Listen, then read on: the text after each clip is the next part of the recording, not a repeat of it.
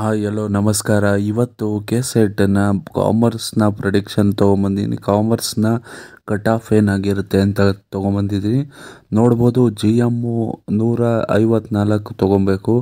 ಅದಾದಮೇಲೆ ನಿಮಗೆ SC 134 ತೊಗೋಬೇಕು ಮತ್ತು ST 140 ತೊಗೊಂಡ್ರೆ ನೀವು ಈ ಸತಿ ಕ್ಲಿಯರ್ ಮಾಡ್ಬೋದು. ಮತ್ತು ಕ್ಯಾಟಗರಿ 1 144 ತೊಗೋಬೇಕು.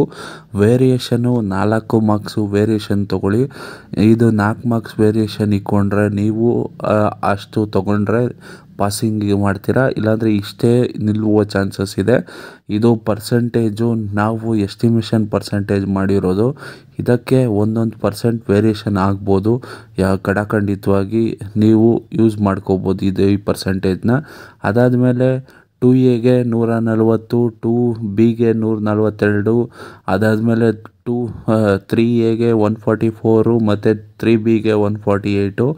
ಇದು ತಪ್ಪದೆ ನಿಮ್ಮ ಸ್ನೇಹಿತರಿಗೂ ಶೇರ್ ಮಾಡಿ. ಕಾಮರ್ಸ್ನ ಕಟ್ ಆಫ್ ಇದು ಈ ಸತಿ ಕೆಸೆಟ್ಗೆ. ಧನ್ಯವಾದಗಳು.